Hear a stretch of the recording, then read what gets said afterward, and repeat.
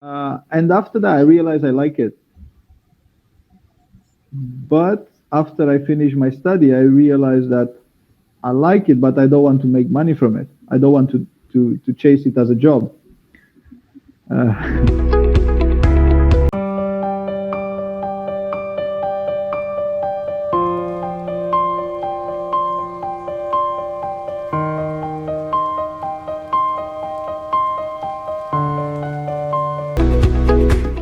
Hello, good hey, morning. Welcome back to one more show of Ask John Show. So today we have one more guest who is coming along with some other exciting stories about his life. We're going to share a lot of expertise he have achieved in his life and the key initiatives he's working on. And he's going to share with you about our today's show. So I believe each of the stories and each of this expertise could be valuable for you. So let's pay attention. So before I get started, I want to give you a little more heads up about, as usual, I do, is about our guest information.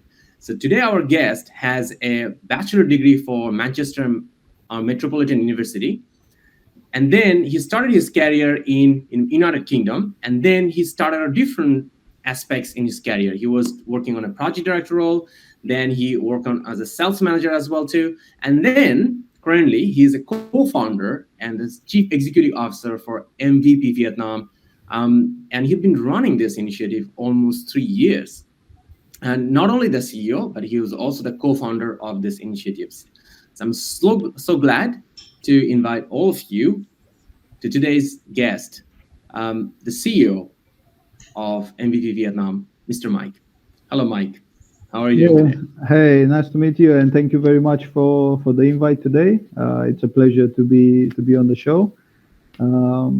Yeah, I'm good. I'm good. Sunday it's a fun day, so you know, the weather is really good today. It been raining quite a lot lately, but today it's a beautiful day. So Fantastic. I'm delighted to have you as well too. And there is a lot of, I'm pretty excited to hear all those exciting stories you have and we're going to share with the viewers. So let's get started.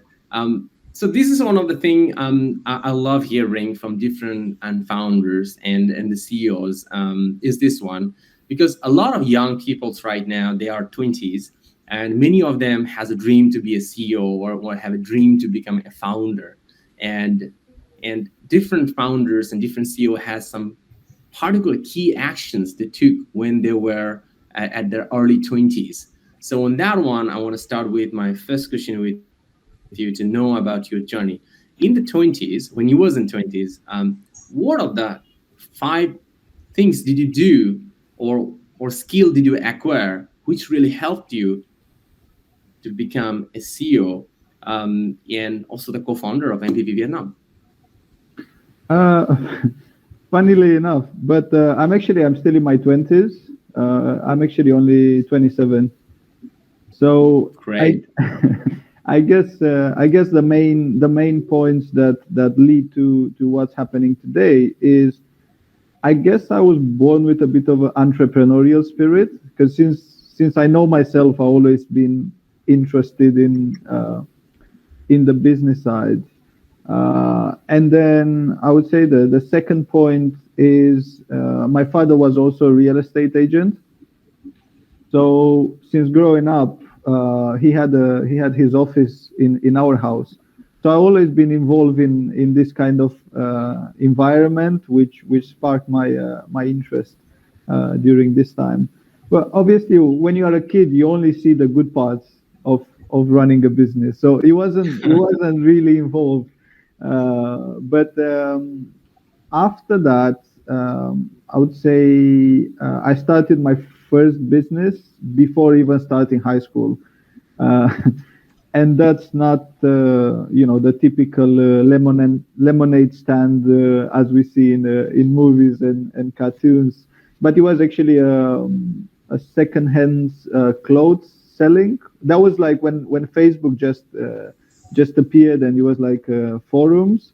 So I used to go around thrift shops, like second-hand shops, and find like good products. I would take them, wash them, take good pictures, and then resell them on the internet.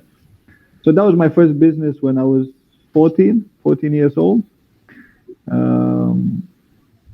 Obviously, it was no real structure or like a real company. It was more of a, up to my knowledge as a teenager. Correct. That time, the entrepreneurship word was not even popular yet, right? People didn't know what is entrepreneur. Yeah, please go on. So yeah, that was the fun times. After that, what leads to today, I would say, is my decision of moving from Romania. So I'm originally from Romania. I lived there until I was 18. After that, I decided to move to the United Kingdom to study.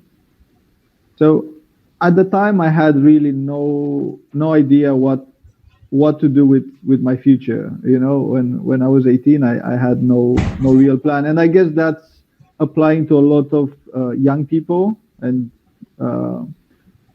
even older people. Like not everybody can actually find out the real passion. So you just have to try and fail many times and try all kind of different opportunities, and then see what is your real passion about.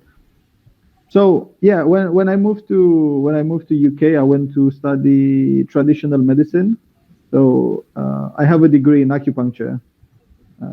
Nothing related to business or management or and even acupuncture, I choose it as more of a random. I didn't know much about acupuncture, but I at that time I was thinking I don't want to work for somebody, and I also didn't want to join a corporate kind of environment to manage people. So acupuncture sounded like a good idea because of the freedom, flexibility, and basically helping other people. And after that, I realized I like it.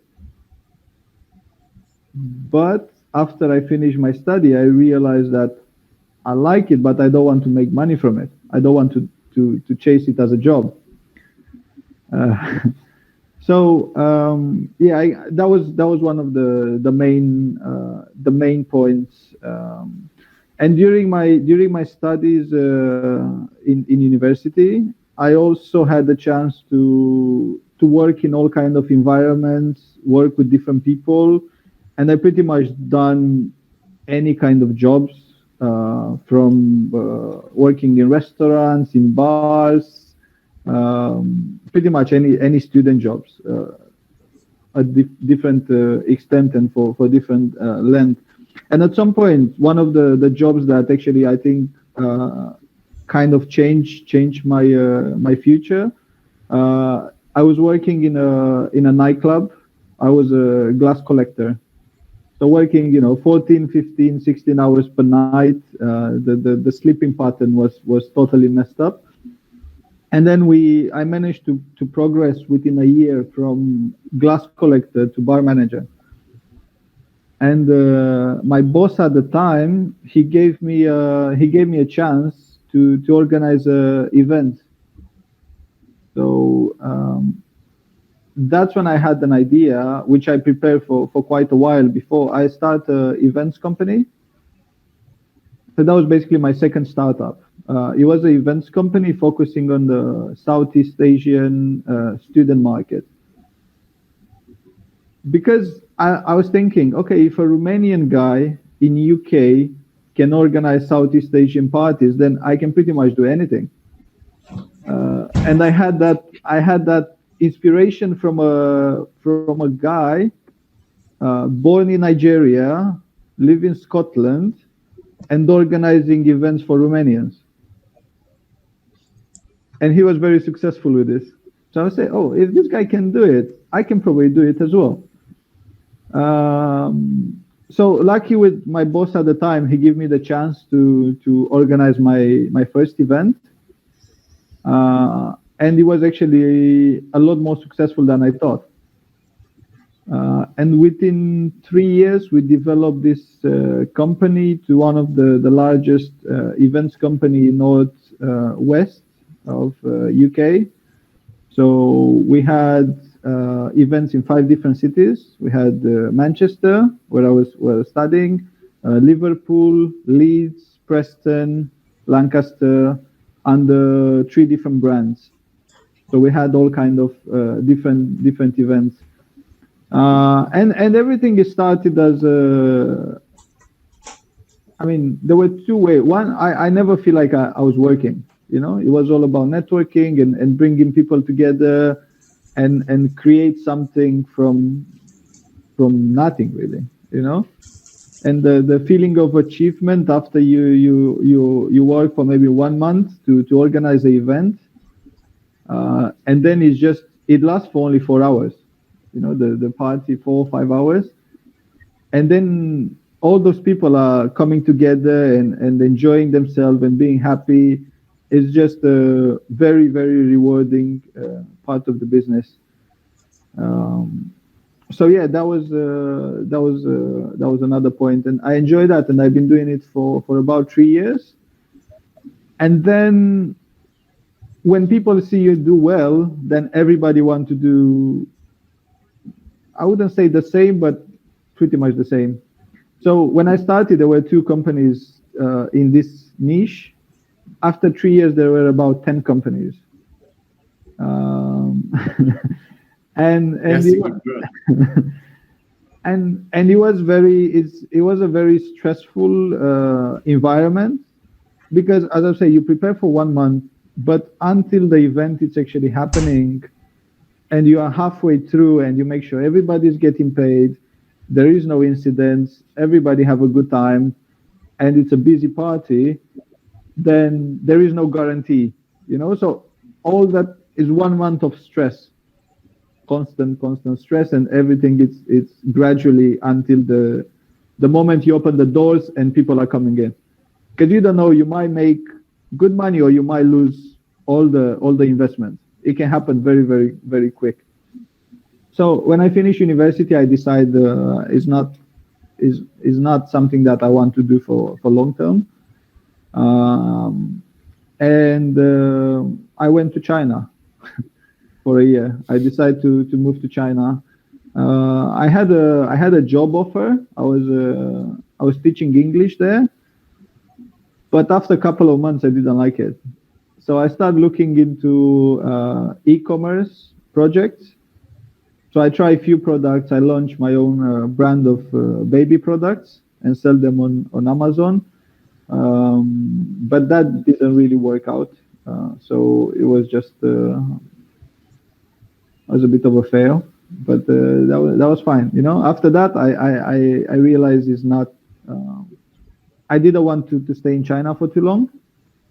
So after I moved back home for a couple of months, I didn't see that much opportunity in there.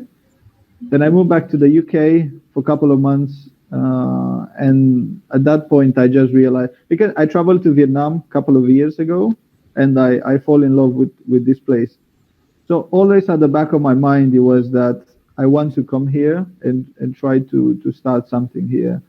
So when I was in UK, I was thinking, okay, is the time to leave Europe for a while. So that's when I decided to book a one-way ticket and move to Vietnam, to Da Nang. So that was probably one of the best decisions I made in my life, because things work out just fine. So great. Thank you for sharing actually the story. Very inspiring. So viewers, I'm gonna summarize right now. There are total 11 key takeaway I got from this one. Number 1 for Mike is about look for the feeling and the passion. You have to look for it. Number 2, pay attention to your family background, and you have a lot of things you can learn from your parents which can help you. Like he looked at his father business. Number 3, start early as possible. Number 4, look around, find ideas. Number 5, be adaptive. Things will change, the things will fail, but you have to stay adaptive all the time. Number 6, learn. and learn from the process of trying and failing. This is very important, like Mike just mentioned. Sure. Number 7, your bachelor degree cannot hold you back. Whatever major you've studied cannot hold you back. You can build the person you want to be. Number 8, don't focus on money too early. Number 9, stay active. You may need to move, stay agile. Number 10, you have to have a can-do attitudes. And number 11, it's the formula of it's a Charles Munger as well. He often talk about it. Is about your small. If you keep taking small bets, one of them will give you a big return, and that can pay off many of the small bets, the loss you make. So that's what you just mentioned is about. Moving to Vietnam, moving to Da Nang was one of the best decisions for him. So that was one of the bet he made, and they're paying him off. And now he's today. Thank you, Mike. Very inspiring story for sharing. I believe that viewers get a lot of value out of this one too.